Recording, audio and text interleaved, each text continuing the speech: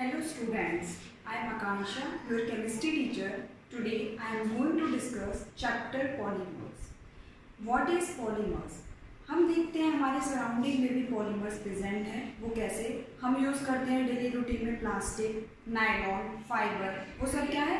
Polymers ही है। Even हमारी body में भी पॉलीमर्स प्रेजेंट है। वो कैसे? अगर हम बायोमोलिक्यूल्स के पॉइंट ऑफ व्यू से देखते हैं तो डीएनए, आरएनए, एसिड्स, वो सब हमारी बॉडी में प्रेजेंट है। तो इसका मतलब पॉलीमर्स भी हमारी बॉडी में प्रेजेंट हुए। तो according to chemistry, what is the definition of polymers? Polymers दो वर्ड से मिलकर बना है, poly and mers. Poly means many and mers means unit, और we can say parts. So what is polymers? Polymers वो होता है जो बहुत सारे यूनिट से मिलकर बनता है। ठीक है, तो देखो पॉलीमर्स में हम ये भी कह सकते हैं हमारी स्मॉल यूनिट्स होती हैं, एन ऑफ स्मॉल यूनिट्स, जो मिलकर क्या बनाती हैं? Big unit. स्मॉल यूनिट्स मिलकर क्या बनाती हैं? Big units. ऐसे ही हमारे मोनोमर्स मिलकर क्या बनाते हैं? पॉलीमर्स। मोनोमर्स मिलकर क्या बनाएंगे? पॉलीमर्स। तो ये मिलकर बनाते कैसे हैं? इसमें क्या होता है? केमिकल कॉम्बिनेशन होता है। तो हम कह सकते हैं कि मोनोमर्स का केमिकल कॉम्बिनेशन करके क्या फॉर्म हुआ? पॉलीमर्स फॉर्म हुआ। अब मैं यहाँ पे बोल रही हूँ केमिकल कॉम्बिनेशन। तो जो ये हमारा केमिकल कॉम्बिनेशन हुआ, इस पूरे प्रोसेस को क्या बोलते हैं हम? पॉलीमेराइजेशन। क्या बोलते हैं स्टूडेंट्स? पॉलीमेराइजेशन। तो इसकी डेफिनेशन क्या हो गई? The repeating structures monomers unit are added is called by polymers. The repeating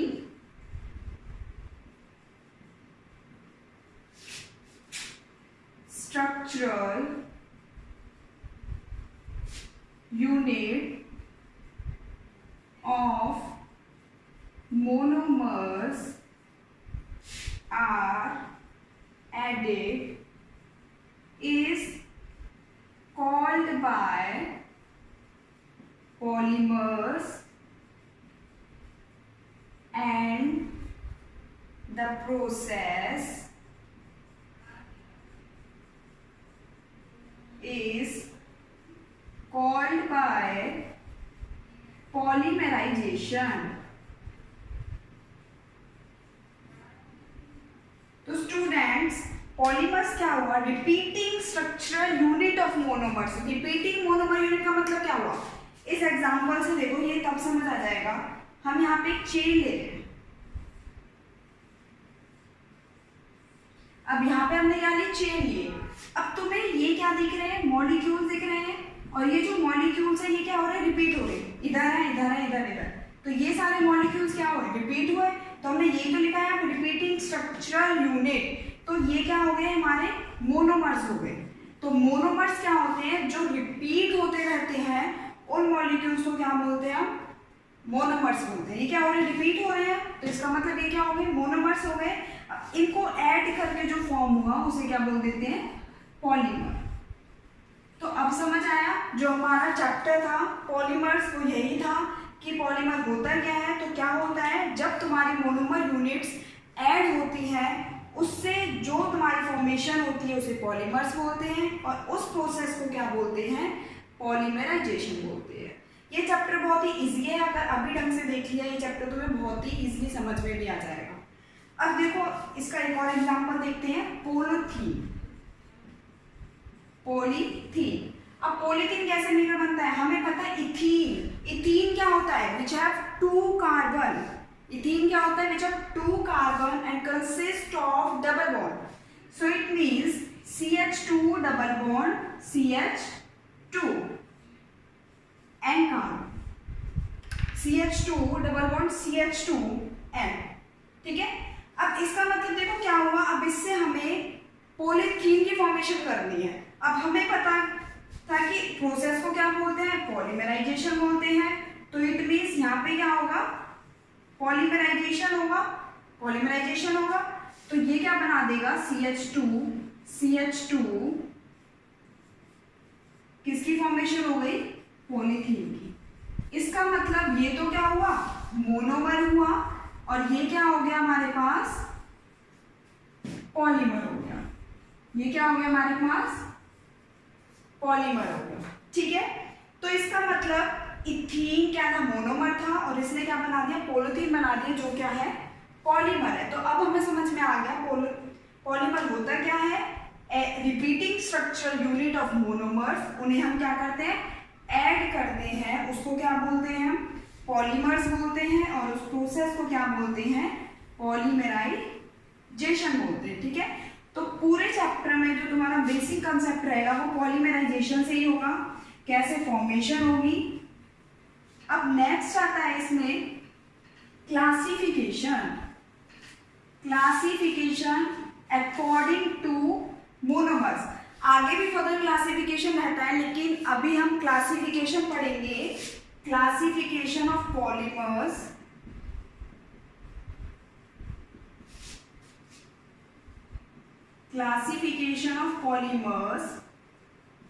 according to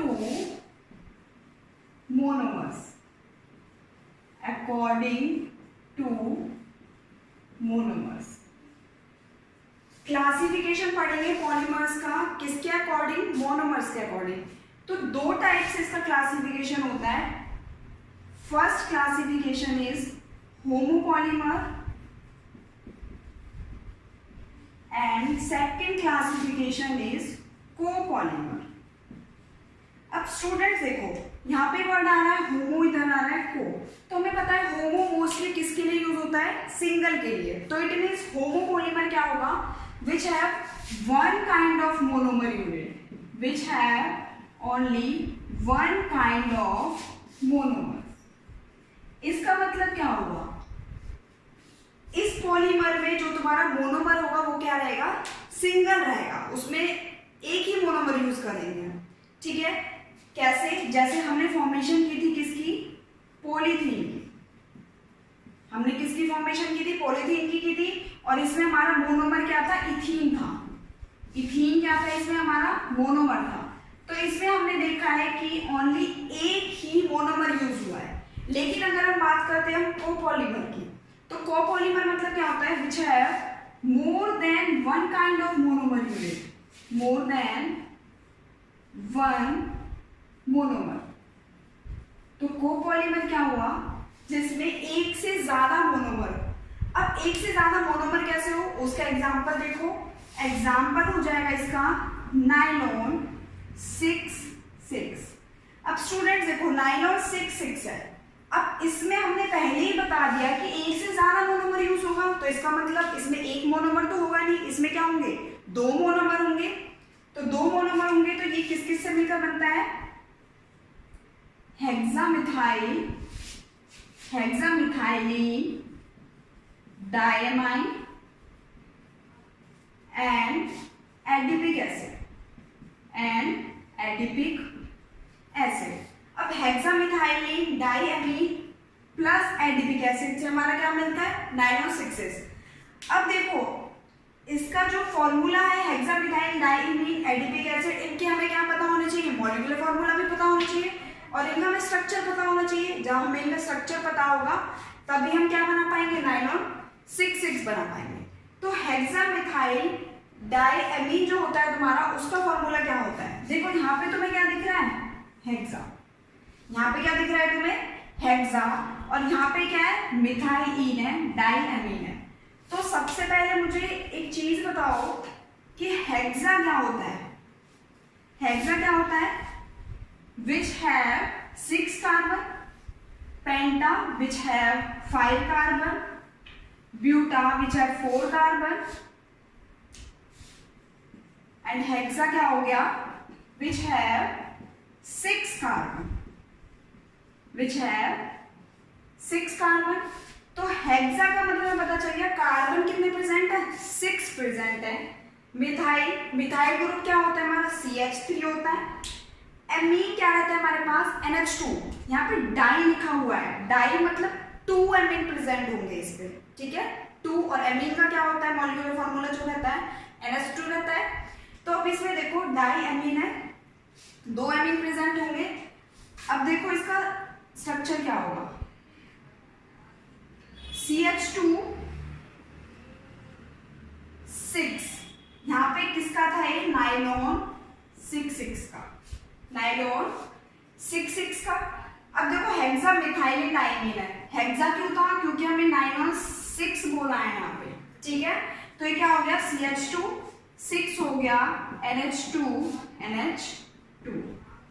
ये किसका फॉर्मूला हो गया hexa methylene diamine. Okay student, next क्या था हमारा, किससे मिलकर बन रहा था एटिपिक एसिड से, किससे मिलकर बन रहा था एटिपिक एसिड से। अब एसिड क्या होता है, हमने लास्ट क्लास में चैप्टर पढ़ा था नोमेनक्लेचर, उसमें क्या था हमें पढ़ा था कि एसिड क्या रहता है, एसिड रहता है COOH जिसे क्या बोलते हैं कार्बोक्सिलिक एसिड भी बोलते हैं। तो एडिपिक एसिड का क्या फॉर्मूला रहता है, अब देखो यहाँ पे क्या लिखा हुआ है नाइलॉन 6। मोस्टली क्या रहता है स्टूडेंट्स को कंफ्यूजन रहती है कि नाइलॉन 6 है, ये तो हमें पता चल गया, वो रख लेते हैं कि हेक्सामिथाइल डाइमीन से बनता है एडिपिक एसिड से बनता है, लेकिन उन्हें बेसिकली ये नहीं पता चलता है कि इसमें यही क्यों लेते हैं, क्योंकि देखो यहाँ पे क्या है नाइलॉन 6 है, इसलिए एडिपिक एसिड में भी कितने कार्बन आएंगे 6 कार्बन आएंगे। अब हमें ऑलरेडी पता है कि अगर हमारे पास COOH 2 हो गए, ठीक है, तो कार्बन कितने होंगे हमारे पास 4 कार्बन होंगे, क्योंकि ये क्या हो गया कार्बन एक इधर हो गया एक इधर हो गया। हमने नोमेनक्लेचर में पढ़ा था कि कार्बोक्सिलिक एसिड का जो कार्बन होता है वो काउंट होता है, इसलिए यहाँ पे CH2 कितने आ गए 4 आ गए, एक कार्बन 5 एंड 1 कार्बन 6।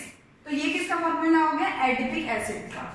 अब मैंने आपको डेफिनेशन में क्या बताया था, repeating structural monomer units are called polymers and the process is called by polymerization. So इसका क्या किया है पॉलीमराइजेशन, पॉलीमराइजेशन होने के बाद क्या फॉर्म करेगा नाइलॉन 6 की फॉर्मेशन होगी।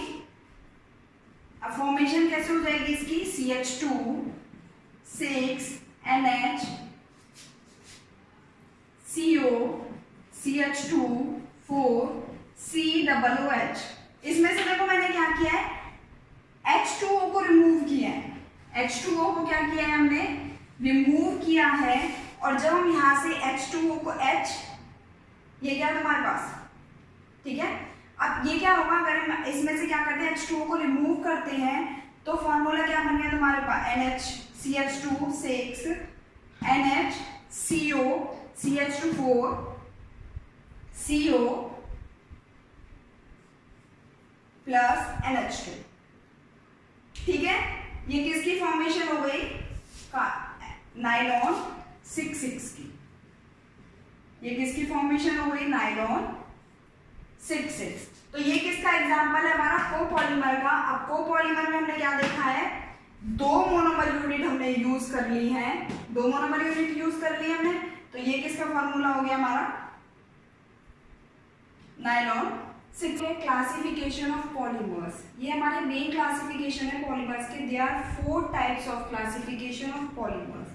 First one is classification based upon source of availability, classification based upon source of availability।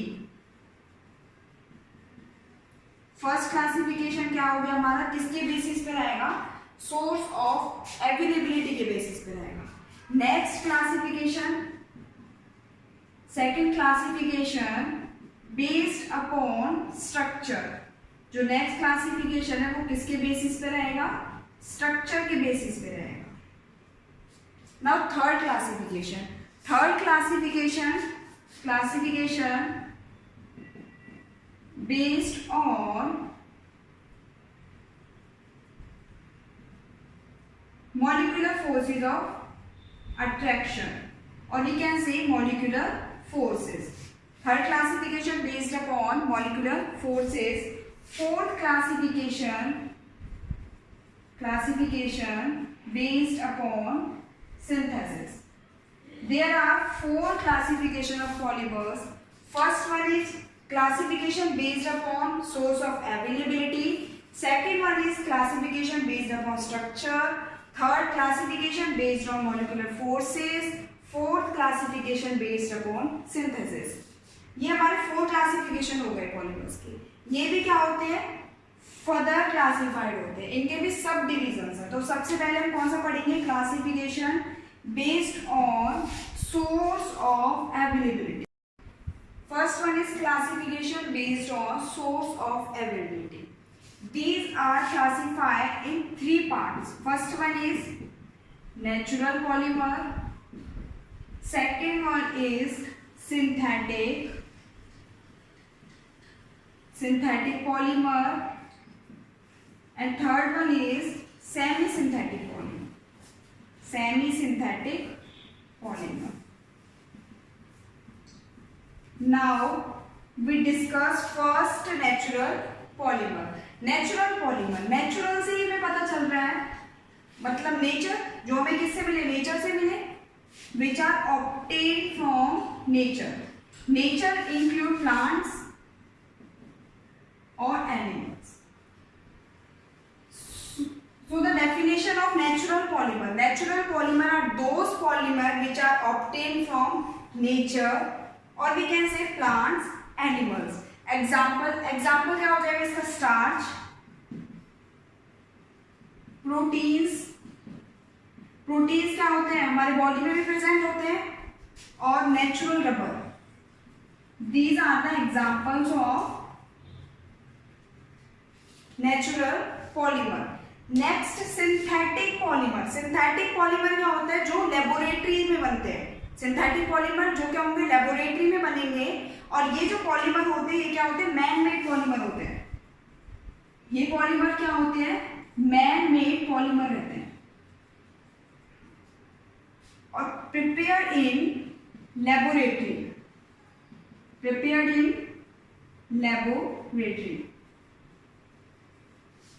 Synthetic polymer are those polymer which are prepared in laboratory. This polymer is also called by man-made polymer. अब synthetic polymer के example क्या हो जाएंगे, synthetic polymer के example PVC.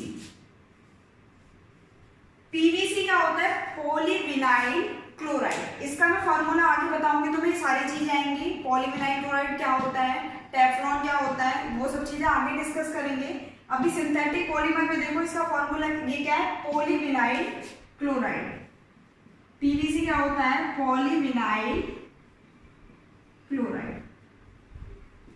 ये कौन सा polymer है, हमारा सिंथेटिक पॉलीमर है. एक यहाँ पे टेफ्लॉन का फॉर्मूला बता देती हूँ, CF2 double bond CF2. Teflon का फॉर्मूला क्या रहता है, CF2 double bond CF2.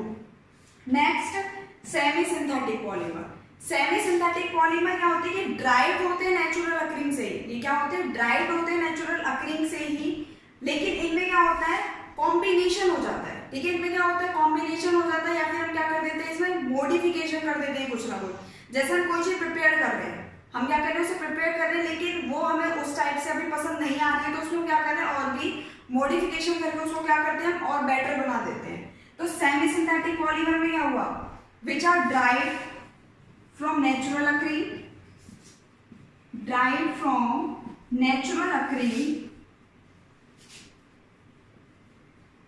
by chemical modification.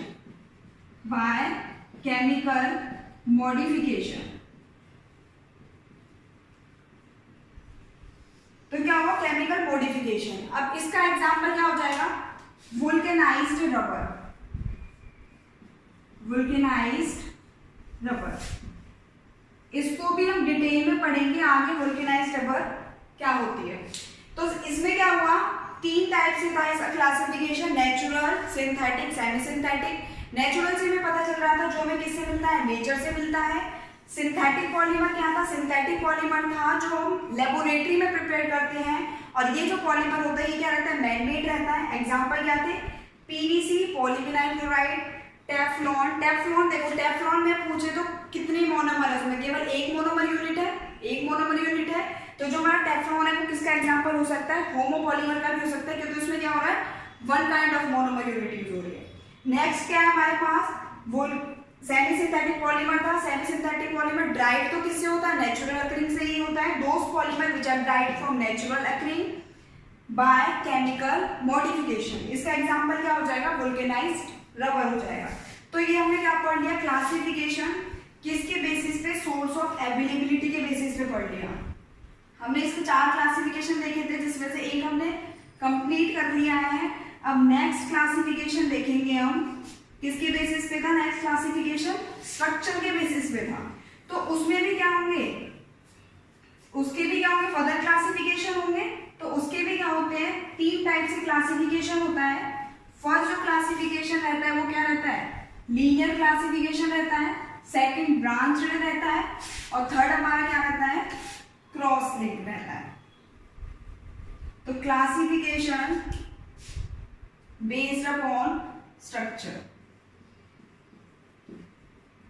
Classification based upon structure. इसमें भी क्या बताया मैंने अभी आपको, 3 क्लासिफिकेशन बताए हैं, लीनियर, ब्रांच्ड, लीनियर पॉलीमर हो गया,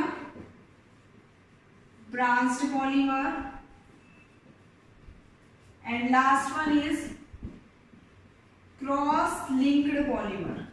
last one is cross linked polymer. First one is linear polymer. Linear polymer students यहाँ पे लिखा हुआ है लीनियर। लीनियर से हमें पता चल रहा है क्या होगा, सिंपल चेन होगी, स्ट्रेट चेन होगी। किस टाइप से, इस टाइप से। इसमें जो भी मोनोमर होगा वो सिंपल यूनिट से मिलकर सेम चेन बनाएगा, सेम लेंथ की, ठीक है। तो लीनियर पॉलीमर क्या हुआ, those polymer in which monomer unit are joined together to form a straight chain। मैं रिपीट कर देती हूँ, लीनियर पॉलीमर क्या होगा, those polymer which are formed by linear joining of monomer unit। क्या हुआ, लीनियर ज्वाइनिंग हुई, सिंपल ज्वाइनिंग हुई मोनोमर यूनिट्स की, और क्या फॉर्म कर दिया, लीनियर पॉलीमर फॉर्म कर दिया, ठीक है। तो ये क्या हो गया हमारे पास, लीनियर पॉलीमर हो गया। अब अगर हम इसके एग्जाम्पल की बात करें, डेफिनेशन लिख लो इसकी, linear polymer those polymer which are formed by linear joining of monomers are added to form linear chain is called by linear polymer. Example क्या हो जाएगा इसका, example high density polythene. Example क्या होगा, high density polythene, high density polythene हो गया। और क्या रह सकता है इसका example, PVC, polyvinyl chloride, nylon. ये क्या हो गया, एग्जांपल्स हो गए किसके, लीनियर पॉलीमर के। नेक्स्ट क्या था, ब्रांच। सेकंड वन क्या है हमारे पास, ब्रांच चेन पॉलीमर। अब ब्रांच से हमें पता चल रहा है कि इसमें क्या होगा, स्ट्रक्चर में क्या होगी, ब्रांचिंग होगी। स्ट्रक्चर में क्या होगी, ब्रांचिंग होगी। कैसे होगी, देखो यहाँ पे हमारी कोई मोनोमर है, ये इस टाइप से, तो ये क्या है, ब्रांचिंग में है। इसमें क्या किया था, सिंपल स्ट्रक्चर फॉर्म किया था, लेकिन यहाँ पे हमारे क्या है, मोनोमर्स है जो, वो क्या है, ब्रांचिंग में भी है।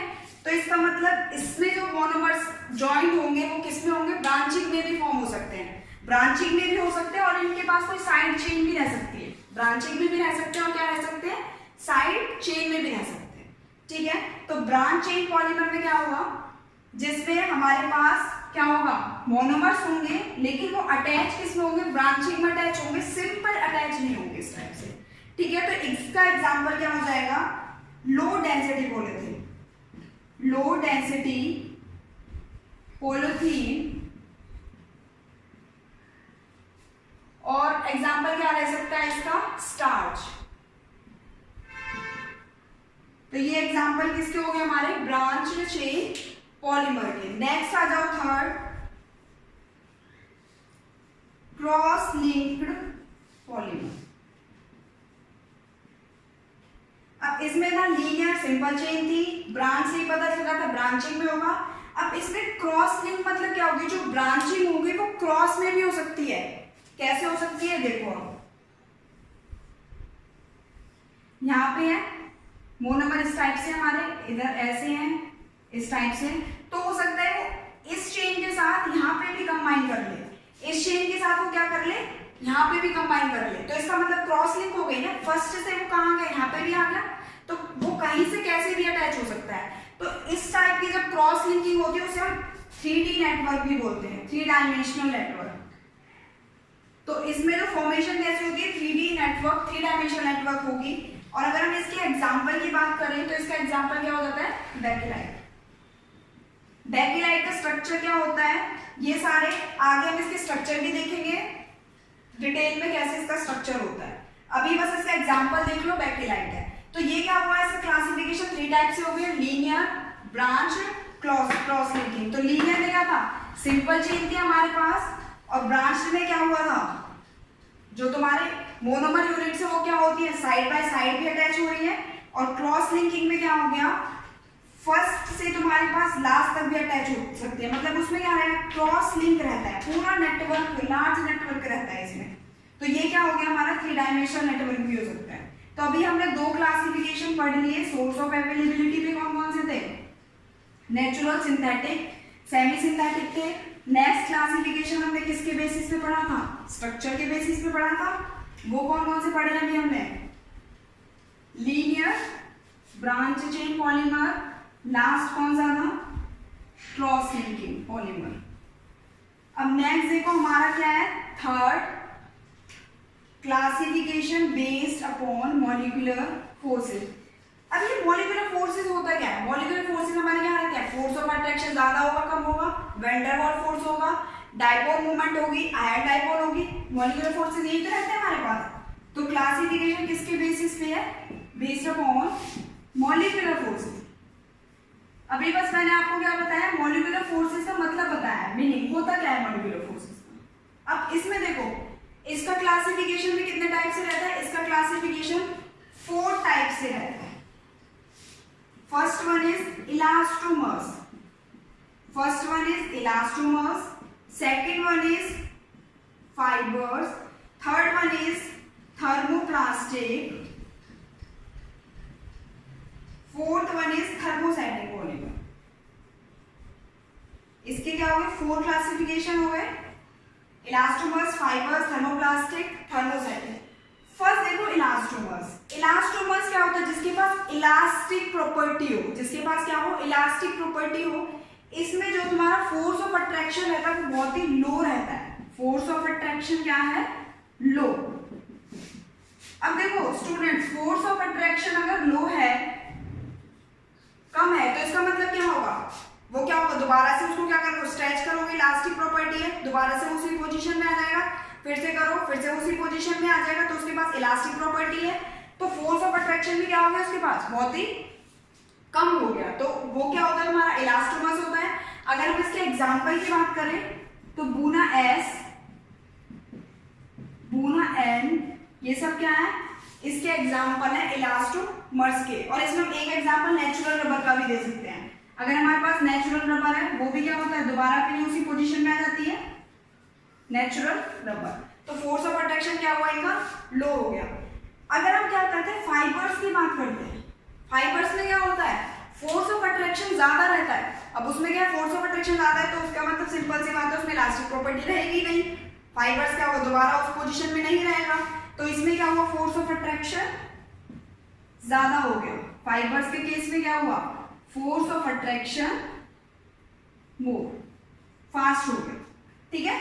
तो अगर हम फाइबर्स में एग्जांपल की बात करते हैं, फाइबर्स का एग्जांपल क्या हो जाएगा, मैंने बताया था नाइलॉन 66, किससे फॉर्म हुआ था, हेक्सामिथाइलिन डायमीन और एडिपिक एसिड से। नाइलॉन 66 ये क्या हो जाएगा, इसका एग्जांपल हो जाएगा पॉलीएस्टर्स, पॉलीएस्टर्स। ये जितने भी एग्जांपल्स आ रहे हैं इसी चैप्टर में, आगे ये सब डिटेल में पढ़ने हैं। अभी इसके एग्जांपल बता दिए बस, ये सारे आगे तुम्हारे चैप्टर में डिटेल में आएंगे सारे।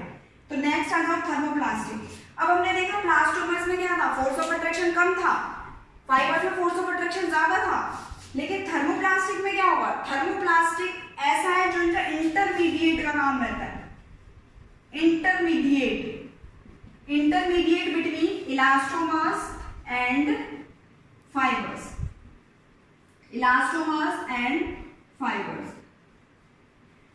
अब इसमें इंटरमीडिएट का काम कैसे होगा? देखो, अगर ये इसमें जो भी हम यूज करते हैं वो क्या होता है तुम्हारा रीयूजेबल होता है। ये क्या होता है? रीयूजेबल होता है। सबसे बड़ी एप्लीकेशन की क्या रहती है?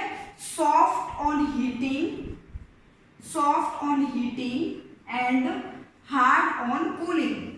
अगर हम इसको क्या करते हैं, हीट कर देते हैं तो ये सॉफ्ट होता चला जाता है, और सॉफ्ट होता चला जाएगा तो जिस वे में हमें जो भी चाहिए वो मिल जाएगा। अगर हमने किसी चीज को हीट किया है, उसको हमने हीट किया है, तो अगर हमने उसको हीट कर दिया तो सॉफ्ट हो गया वो हीट करने पे, तो जैसा हमें चाहिए वो वैसा हमें मिल जाएगा। उसका रिजल्ट क्या होगा? जिस टाइप का हम चाहते हैं उस टाइप का हमें मिल जाएगा इसका रिजल्ट। ठीक है, जैसे पॉलीथीन है, इसका एग्जाम्पल क्या हो जाएगा? पॉलीथीन है।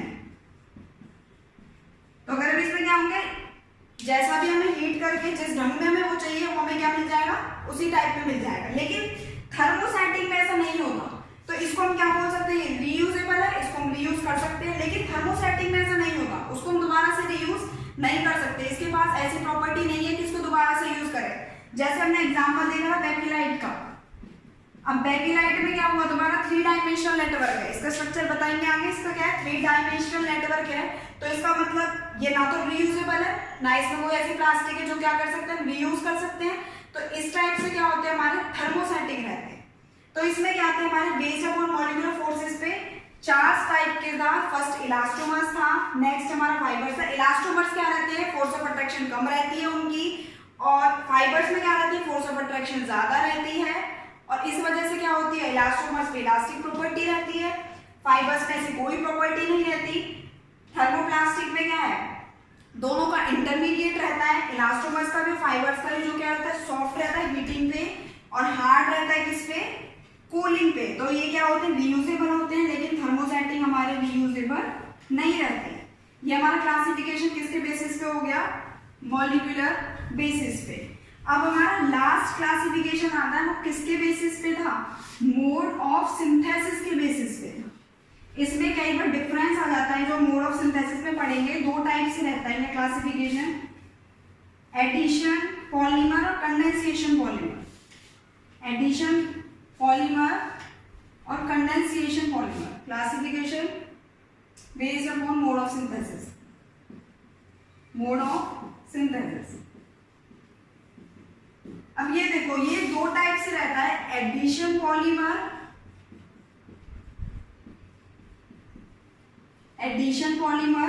नेक्स्ट रहता है condensation polymer. Addition polymer, condensation polymer. Addition polymer में देखो, एडिशन से पता चल रहा है कि इसमें क्या होगा? कुछ ना कुछ ऐड होगा। तो इसमें क्या होता है? रिपीटिंग मोनोमर यूनिट्स रहती है, और वो ऐड होती जाती हैं, ऐड होके क्या बना देती है? वो पॉलीमर की फॉर्मेशन कर देती है। वही क्या हो जाता है? हमारा एडिशन पॉलीमर हो जाता है। और इसमें मेन क्या है? इसमें 1 टाइप ऑफ मोनोमर यूज होता है केवल। तो एडिशन पॉलीमर क्या हुआ? रिपीटिंग मोनोमर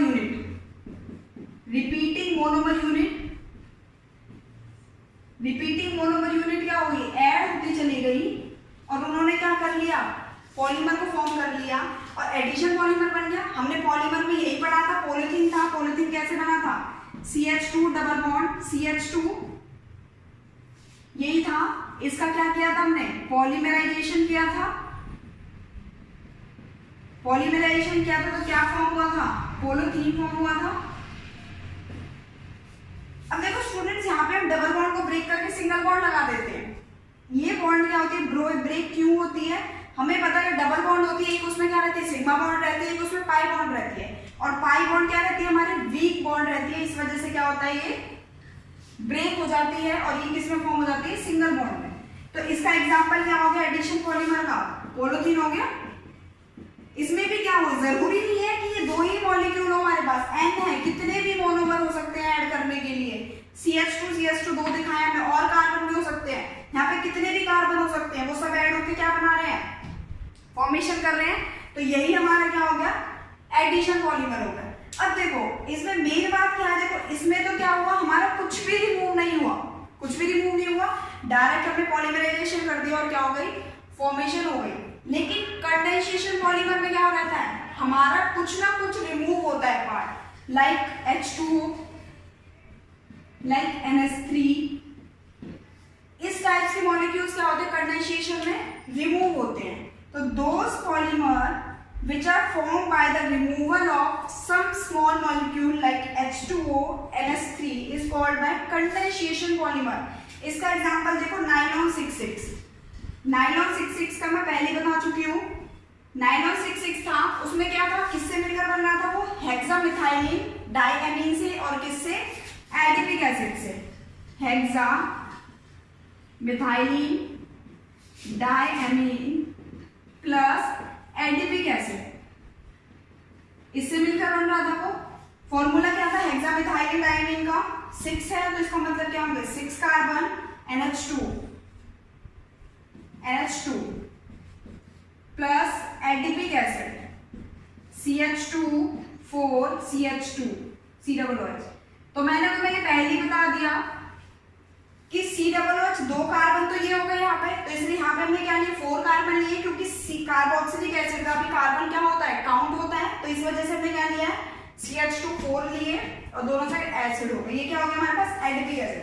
अब देखो इसमें से हमें क्या रिमूव करना है, H2O का रिमूवल करना है, तो एक H यहाँ से जाएगा, एक H ये गया और यहाँ से क्या होगा तुम्हारा O आया समझ। देखो ये पे क्या है H2 है, H2 है, तो एक H तो यहाँ से गया, एक H यहाँ से जाएगा, O जाएगा, तो फॉर्मेशन क्या हो गई, पॉलीमराइजेशन हो गया। पॉलीमराइजेशन में क्या हुआ, रिमूवल किसका हुआ, H2O का रिमूवल हुआ, क्या फॉर्म हो गया NH CH2 6 NH CO CH2 4 CO। तो ये किसकी फॉर्मेशन हो गई, नाइलॉन 66 की फॉर्मेशन हो गई। तो इसका मतलब एडिशन पॉलीमर तो क्या होता है, सिंपल मोनोमर यूनिट को ऐड करते रहते हैं, हमारी किसकी फॉर्मेशन हो जाती है, एडिशन पॉलीमर। कंडेंसेशन में क्या होता है, कुछ ना कुछ हमारा क्या रहता है, रिमूव होता है। अब इसमें क्या होता है, एग्जाम में डिफरेंस आ जाता है एडिशन पॉलीमर और कंडेंसेशन पॉलीमर, वो देख लेते हैं एक बार। उससे पहले देखो हमने क्या किया है, क्लासिफिकेशन करे थे, कितने थे, 4 क्लासिफिकेशन थे। फर्स्ट था सोर्स ऑफ अवेलेबिलिटी, सेकंड क्या था, बेस्ड अपॉन स्ट्रक्चर, थर्ड था based upon force of attraction, fourth क्या था हमारे पास, सिंथेसिस। अब इसमें क्या देख रहे हैं हम, एक बार डिफरेंस देख लेते हैं इनके दोनों में, डिफरेंस क्या होंगे, addition polymer and condensation polymer. Addition polymer, condensation polymer. अब देखो हमने एडिशन पॉलीमर कंडेंसेशन पॉलीमर पढ़ लिया, उससे हमें पता चल रहा है फर्स्ट डिफरेंस क्या हो सकता है, इसमें रिमूवल हुआ था किसी भी मॉलिक्यूल का H2O NH थ्रू नहीं हुआ था किसी का भी, तो इसमें क्या हुआ, no removal of H2O NH3। लेकिन इसमें क्या था, रिमूवल ऑफ H2O NH3। इस टाइप से कंपाउंड में क्या होता है, इसमें रिमूवल हुआ था, लेकिन इसमें नहीं हुआ था। सेकंड डिफरेंस देखो, इसमें ओनली 1 मोनोमर यूनिट को हम ऐड कर रहे थे, इसका मतलब इसमें क्या यूज कर रहे हैं हम, only 1 monomer is used, 1 monomer is used. और इसमें क्या रहा है, क्या है, more than 1 monomer, more than 1 monomer, क्योंकि इसका एग्जांपल क्या था, पोलोथीन था, इसका क्या था, नाइलॉन 66 था, जो 2 मोनोमर से मिलकर बन रहा था, किसके से, उस एडिपिक एसिड से भी और हेक्सामिथाइलिन डाइएमीन से भी, ठीक है। और क्या हो सकता है इसका डिफरेंस, एक एग्जांपल दोनों में, एग्जांपल क्या हो जाएगा, इसका क्या था, पॉलीथीन था और इसका क्या हो गया, नाइलॉन 66। और क्या डिफरेंस रह सकता है इसमें, और देखो इसमें फंक्शनल ग्रुप यूज नहीं हो रहा था। फंक्शनल ग्रुप्स कौन से रहते हैं हमारे पास, एल्कोहल, एमाइड, ये सब क्या हमारे पास फंक्शनल ग्रुप है। अब इसमें हमने क्या यूज किया था, कार्बोक्सिलिक एसिड यूज किया था, और नेक्स्ट क्या यूज किया था, एमीन यूज किया था, तो दोनों क्या है, फंक्शनल ग्रुप है। तो इसमें क्या हो जाएगा, no functional group is used no functional group is used, और इसमें क्या हो रहे थे हमारे फंक्शनल ग्रुप यूज हो रहे थे। इसमें क्या हो रहे थे फंक्शनल ग्रुप हमारे यूज हो रहे थे। तो ये क्या हो गया डिफरेंस हो गया दोनों में, एडिशन और कंडेंसेशन पॉलीमर। तो अब तक हमने क्या देखा, सबसे पहले हमने पॉलीमर की डेफिनेशन देखी क्या होती थी, उसके बाद हमने क्लासिफिकेशन देखा था किसके बेसिस पे, मोनोमर्स के बेसिस पे क्या क्लासिफिकेशन आता है। उसके बाद क्लासिफिकेशन में पॉलीमर्स 4 टाइप से जो क्लासिफिकेशन थे वो देखे थे।